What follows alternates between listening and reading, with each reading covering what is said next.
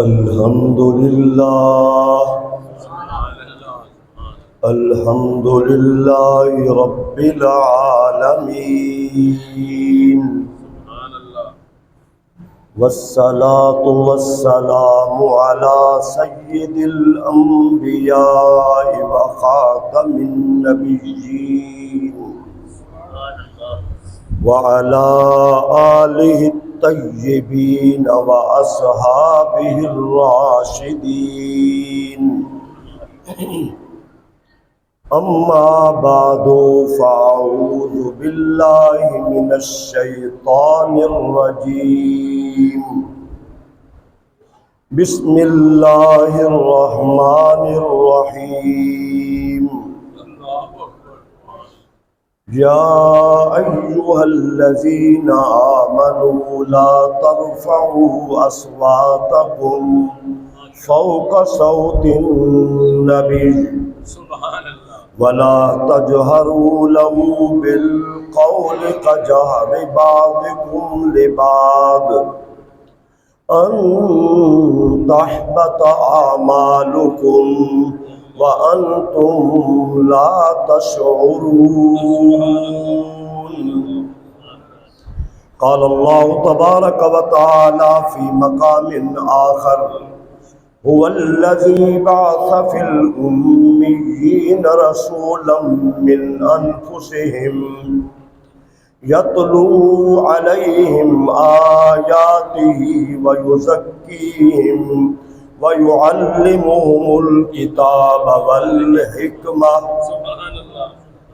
رب اشرح لي صدري ويسر لي أمري واحلل عقدة من لساني يفقهوا قولي قال الله تبارك وتعالى في شان حبيبه مخبرا وآمرا إن الله وملائكته يصلون على النبي يا أيها الذين آمنوا صلوا عليه وسلموا تسليما اللهم صل على سيدنا ومولانا محمد وعلى آل سيدنا وأصحاب سيدنا ومولانا محمد وبارك وسلم وصلوا عليه صلاة وسلاما عليك يا سيدي يا رسول الله وعلى آلك وأصحابك يا سيدي يا حبيب الله اللہ رب العزت کی حمد و ثنا حضور نبی رحمت شفیع امت جان کائنات خاتم النبیین صلی اللہ تعالی علیہ وسلم کی ذات اقدس پر درود و سلام عرض کرنے کے بعد دعا ہے اللہ رب العالمین مجھے کلمات حق کا قرآن و سنت کی روشنی میں بیان کرنے کی توفیق عطا فرمائے۔ اللہ کریم امت کو حضور کے وصال مبارک کے بعد بھی آپ کی محبت، آپ کا ادب و احترام اور آپ کی عظمتوں کو جاننے کی، پہچاننے کی توفیق عطا فرمائے۔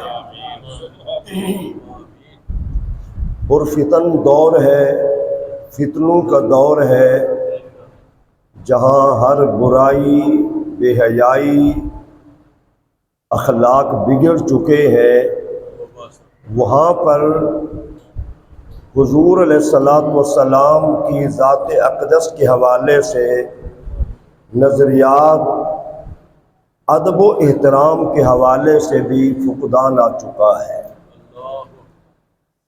جب منبر پہ بیٹھنے والے لوگ، اہل علم لوگ انتہائی گھٹیا بات کریں گے تو عام آدمی جس کو علم نہیں ہے، شعور نہیں ہے، وہ کیا سمجھے گا؟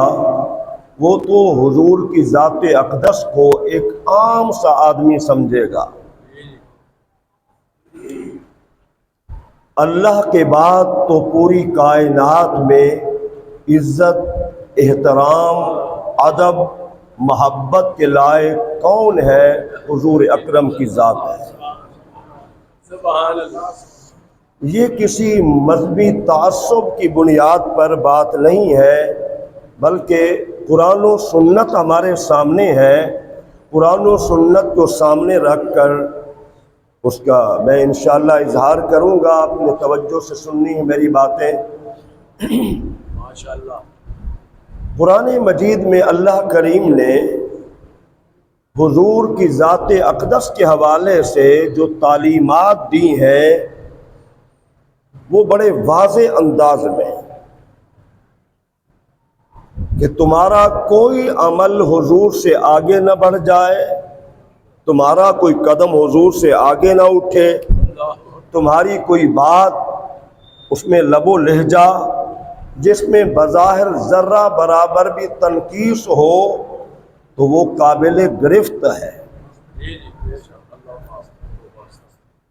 قرآن میں اللہ کریم نے کیا فرمایا؟ یا ایھا الذین آمنوا لا ترفعوا اصواتکم، اے ایمان والو اپنی آوازوں کو، لا ترفعوا اصواتکم فوق صوت النبی، کہ نبی کی آواز پر اپنی آواز کو بھی اونچا نہ کرو۔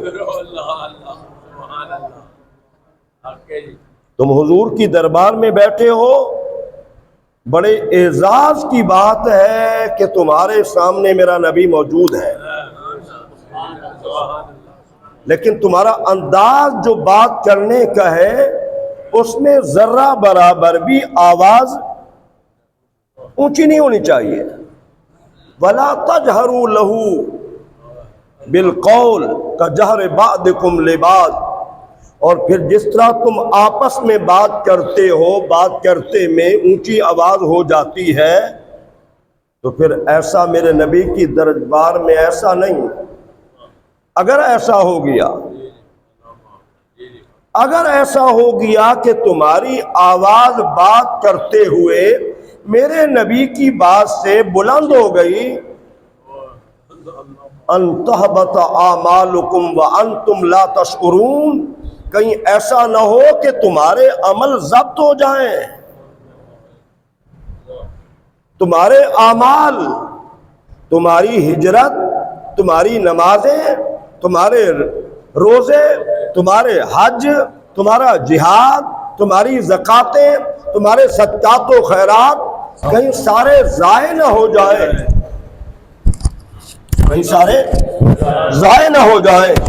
وَأَنْتُمْ لَا تَشْعُرُونَ، اور تمہیں خبر بھی نہ ہو، علم بھی نہ ہو، تمہیں یہی بات ہو کہ ہم تو حضور کے صحابی بھی ہیں، حضور کے پیچھے نمازیں بھی پڑھتے ہیں، آپ کے ساتھ مل کے جہاد بھی کرتے ہیں، آپ کے ساتھ سارے نیک عمل کرتے ہیں، لیکن تمہاری آواز جو میرے نبی کی آواز سے اوپر ہو گئی، تمہارے تو سارے عمل ضائع ہو گئے۔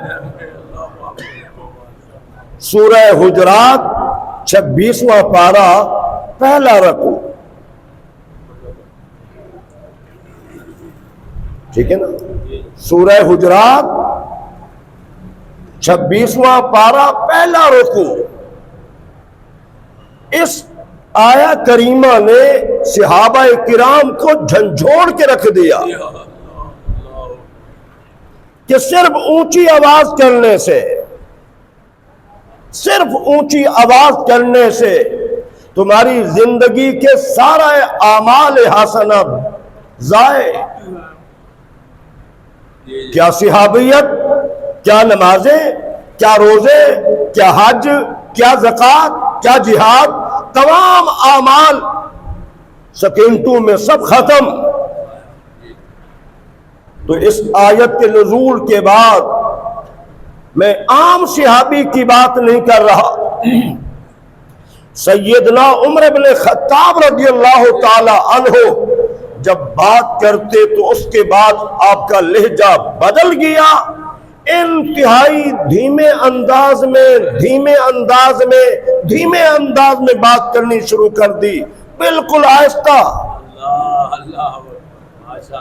سیدنا ابو بکر صدیق نے کہا میں تو اللہ کی قسم آج کے بعد اونچی آواز میں کبھی بات نہیں کروں گا. اور پھر آپ کا مزاج دیکھیں ذرا, سوچ دیکھیں ذرا, چونکہ اہل مدینہ کے اندر یہ بات مشہور ہو گئی تھی, جو شام سے, یمن سے, دوسرے علاقے سے لوگ آپ کی دربار میں حاضر ہوتے, ان کو تو پتہ نہیں تھا کہ حضور کی دربار کا ادب کیا ہے. توجہ سے سنیں ذرا کہ حضور کی دربار کا ادب کیا ہے. آیت تو مدینہ منورہ میں نازل ہوئی ہے, اور یہ لوگ تو ابھی شام میں رہتے ہیں, یمن میں رہتے ہیں, دور دراز علاقوں میں رہتے ہیں, مکہ مکرمہ میں رہتے ہیں, یا دیہات کے رہنے والے ہیں. انہیں تو پتہ نہیں ہے کہ اللہ نے حضور کے ادب و احترام کے متعلق تو آیت نازل فرما دی ہے. تو آپ مستقل طور پہ جب بھی کوئی قافلہ مدینہ طیبہ میں آتا تو آپ ان کے پاس چلے جاتے اور آپ ان سے کہتے کہ تم حضور کی دربار میں حاضری دینے جا رہے ہو, حضور سے جب ملاقات ہو تو تمہارے بات کرنے کا انداز یہ ہو کہ انتہائی آہستہ آواز میں,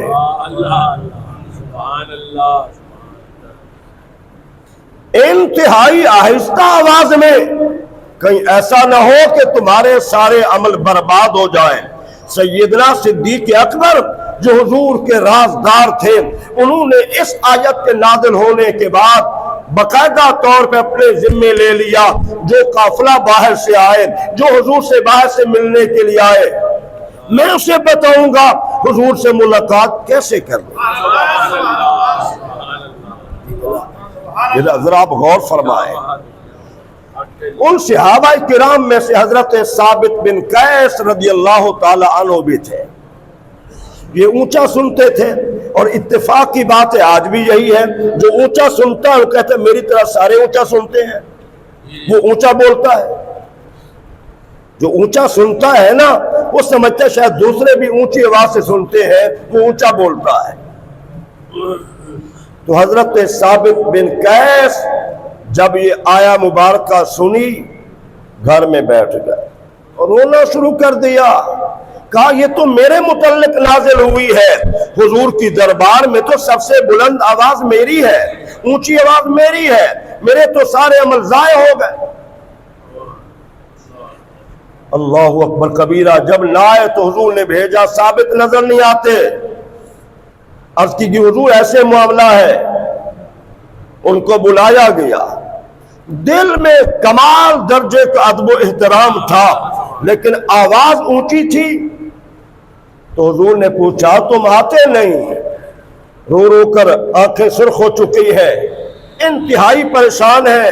عرض کی حضور اللہ کریم نے جو آیہ مبارکہ نازل فرمائی ہے کہ میرے نبی کی دربار میں بیٹھو تو تمہاری آواز اونچی نہیں ہونی چاہیے. حضور ثابت کی آواز تو بلند ہے, اونچی آواز ہے, مجھے ڈر لگ گیا ہے, میرے عمل تو تباہ ہو گئے, برباد ہو گئے. تو حضور نے ارشاد فرمایا اما ان ترضى حمیدا وتقتل شہیدا وتدخل الجنہ. 3 باتیں حضور نے فرمائی. اس عاشق کے صادق کو دیکھ کر, اس کے مزاج کو دیکھ کر, اس کی نیت کو دیکھ کر, اس کی محبت کو دیکھ کر فرمایا ثابت تو اس بات پہ راضی نہیں ہے کہ تو زندگی اچھی گزارے, ثابت تو اس بات پہ راضی نہیں ہے کہ اللہ تجھے شہادت کی موت عطا کر دے گا, ثابت تو اس بات پہ راضی نہیں ہے کہ اللہ تجھے جنت میں داخل کرے گا.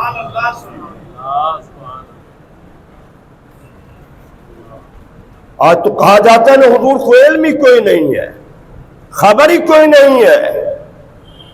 حضور نے, میرے جوانوں بزرگوں ذرا غور کرنا, میرے نبی نے 3 باتیں فرمائیں, تمہاری زندگی اچھی گزرے گی, تمہیں شہادت کی موت آئے گی, اور اگلی بات حضور نے فرمایا تم جنت میں داخل بھی ہو گے. اللہ اکبر کبیرہ. آپ ذرا غور کریں کہ حضرت ثابت بن قیس رضی اللہ تعالی عنہ نے حضور سے یہ 3 بشارتیں سن لیں، 3 بشارتیں، زندگی اچھی، شہادت کی موت اور جنت کا داخلہ۔ لوگ کہتے ہیں نبی کو خبر ہی کوئی نہیں ہے، اپنی موت کا بھی علم نہیں تھا معاذ اللہ، حضور تو کتنے صحابہ کو فرمایا۔ تو یہاں انہیں 3 بشارتیں دی، چلو ان کی زندگی اچھی گزرتی رہی۔